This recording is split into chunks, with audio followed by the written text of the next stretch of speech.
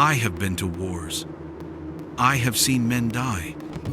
But never have I seen death kneel before a man as it did today.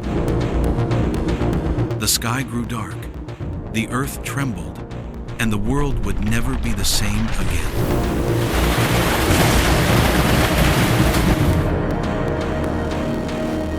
On a hill forgotten by kings, but remembered by heavens and hells, a man hung between heaven and earth, rejected by men, abandoned by his own, and yet giving himself for all.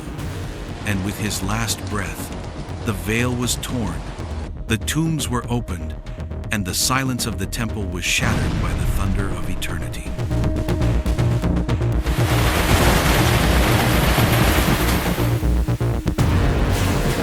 But what happened after? What followed the death of the one who divided history into before and after?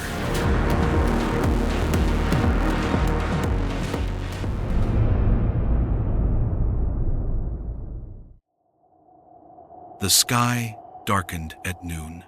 It was not just an ordinary shadow, but a heavy veil of darkness covering Jerusalem like morning. The air grew denser, as if the very world was holding its breath. A thunder echoed, though there was no lightning. At the height of Golgotha, a cross marked both the end and the beginning. Jesus, his body torn, bled slowly. His eyes, though weakened, still carried a light that pierced the darkness. Around him, the Roman soldiers murmured among themselves, uneasy. The centurion, seasoned and cold, felt a shiver run down his spine. This man is not like the others. The women at the foot of the cross wept softly. John, the beloved disciple, remained close, trying to stay strong. A deep silence fell, and then, with a weak yet firm voice, like the sound of holy thunder, Jesus cried out, "It is finished." His body gave way, his head bowed, and the world shook.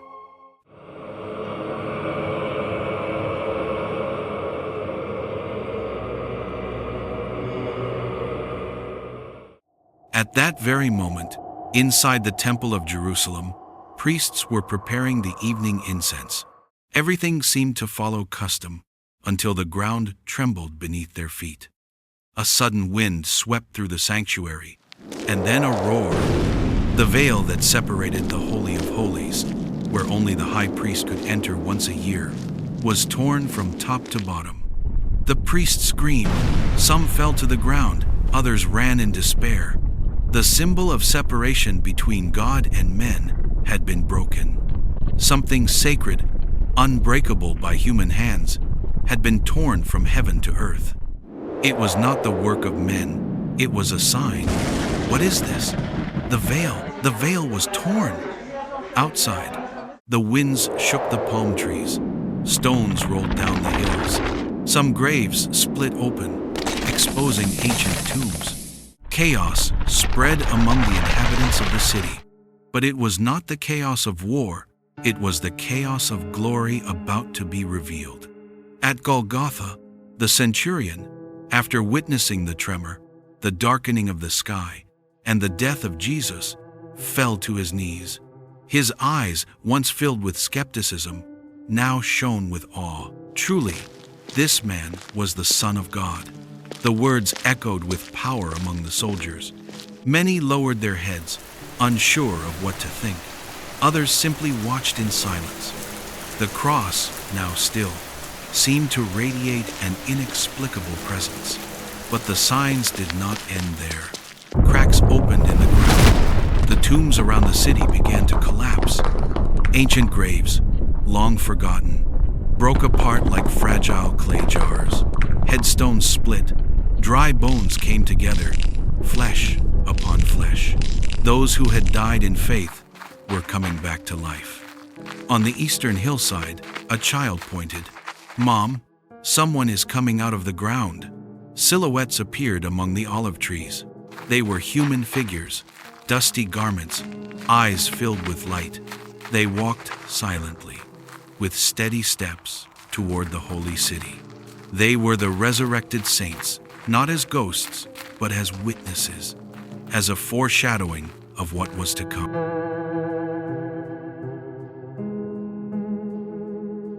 The gates of Jerusalem swung open on their own with the tremor. Some guards fled, others fell to their knees, recognizing that something heavenly was invading the mortal world. What is happening?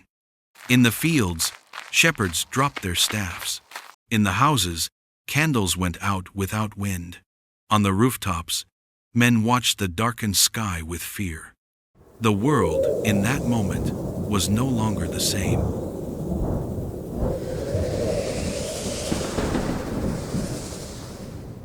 In a nearby valley, a herd of goats ran in circles, terrified.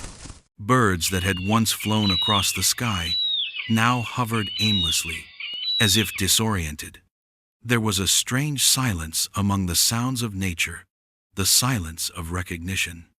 It was as if all creation shouted without words, "The Lamb has been slain." In Herod's palace, cups fell from the servants' hands. One of them ran in desperation. The city is in darkness. Even the temple guards have fled. Elsewhere in the city, people still lay prostrate, trying to understand. Some spoke of judgment, others of a curse, but few realized that this was the holiest day in history. The temple pillars groaned, as if ready to collapse, but they did not fall. The altar remained standing, but empty of power, because now the acceptable sacrifice was no longer upon stone, it had been made in flesh. Even the demons in the unseen trembled. In that moment, a new era had begun, and what would happen in the days to come was only the beginning.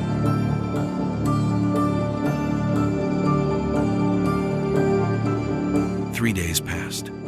The body of Jesus had been hastily buried, wrapped in linen, laid in a borrowed tomb. The city still murmured about the signs, the torn veil, the darkness, the earthquake. Something had changed, though few understood exactly what. But not all were at peace. In a corner of the Sanhedrin, the religious leaders gathered in haste. We must silence this before it becomes uncontrollable. The disciples may try to steal the body and claim he has risen, that the prophecy has been fulfilled. Guards, place guards at the tomb, seal it with Caesar's seal.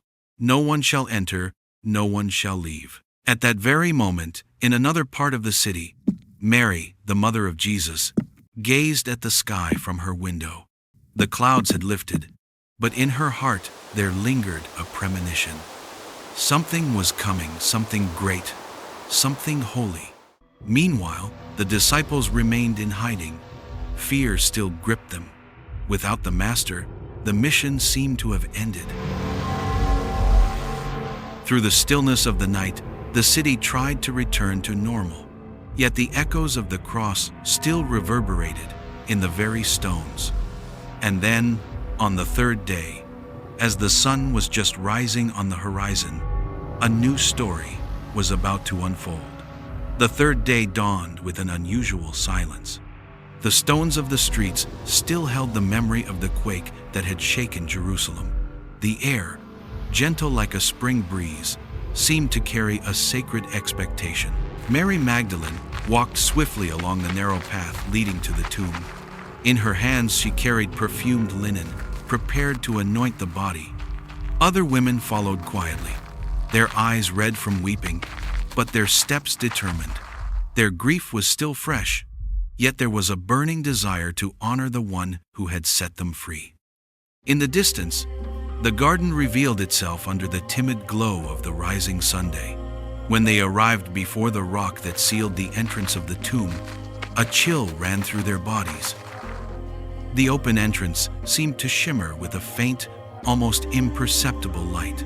Mary Magdalene stepped forward slowly. Her trembling hands brushed aside the cloth at the opening. The tomb was empty. The women looked at each other in fear. The linen lay there, but the body was gone.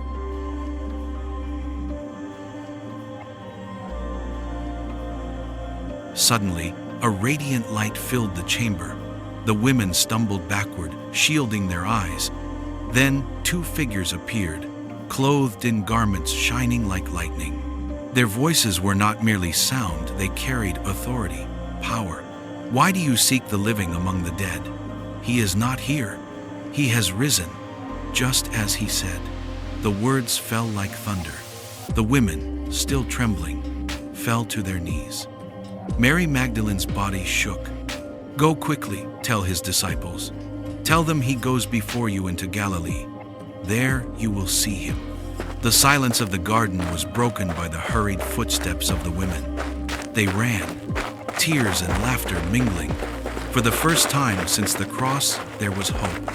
Meanwhile, in the city, the guards awoke from their fainting. Some still lay on the ground, unable to explain what they had witnessed. They ran to the religious leaders. The Sanhedrin gathered in haste.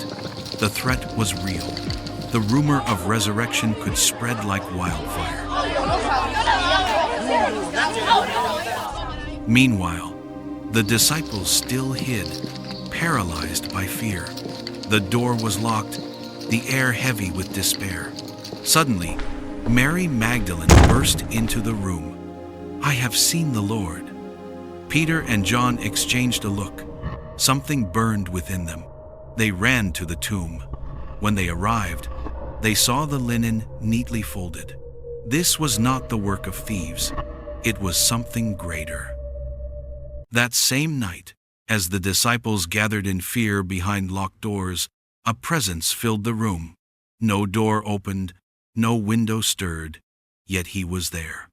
"Peace be with you." Their eyes widened, hearts pounded.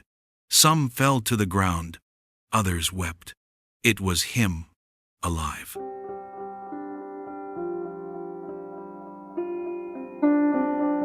But Thomas, who was not present, would not believe the testimony. 8 days later, they were gathered again. Jesus appeared among them as before. Thomas fell to his knees, tears streaming. "My Lord and my God." Jesus looked at him with compassion. "Because you have seen me, you have believed. Blessed are those who have not seen and yet have believed." The impact of the resurrection was growing. The disciples began to understand.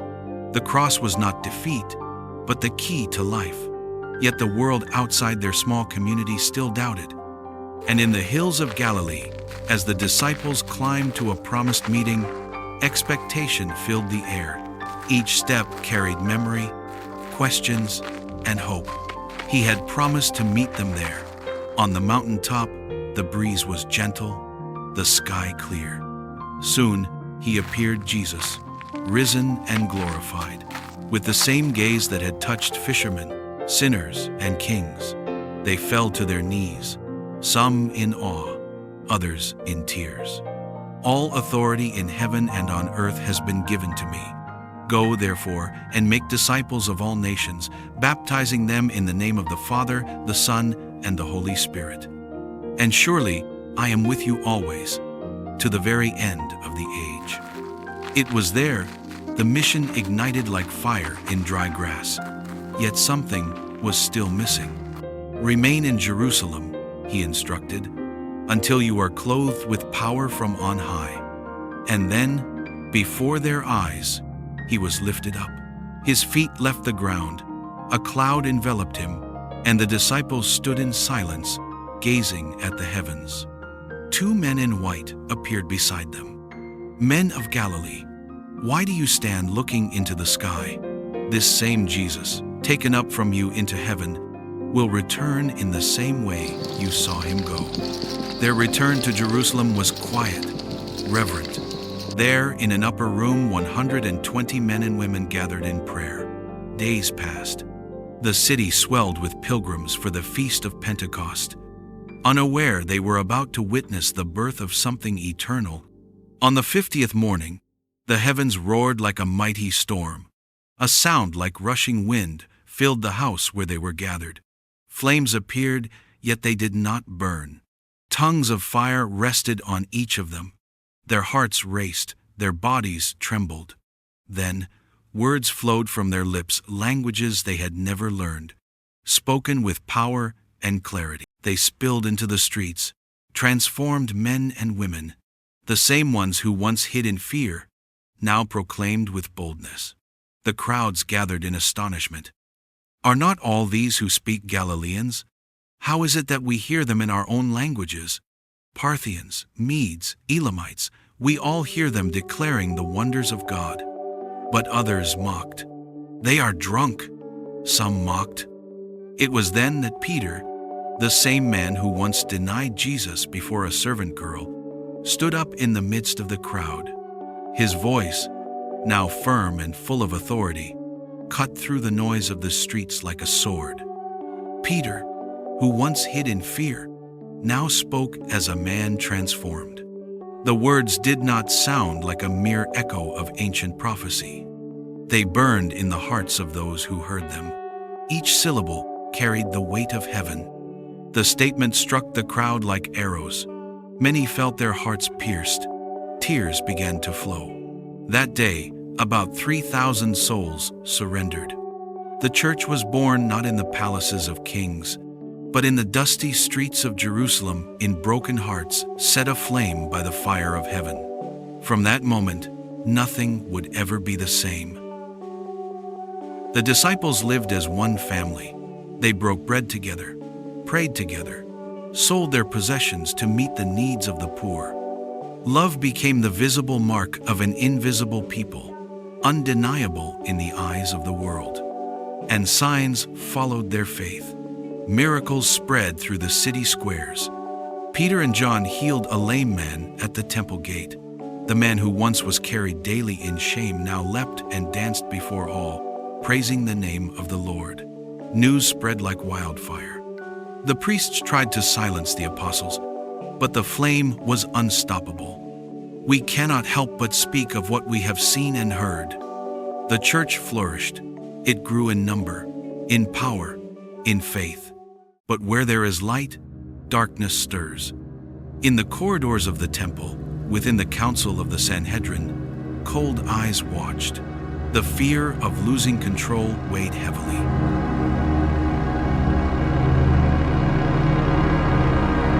Among them, a young Pharisee rose to prominence. Saul.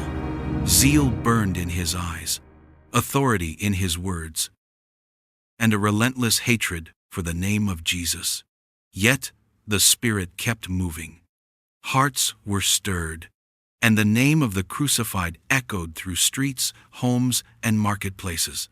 And it was in the midst of this growing tension that the first blood would be shed. Stephen, young and full of the Spirit, stood boldly before the religious leaders undaunted, a prophet facing death. His voice did not tremble. His words cut like a sword. They blocked their ears, shouted, and dragged him out of the city.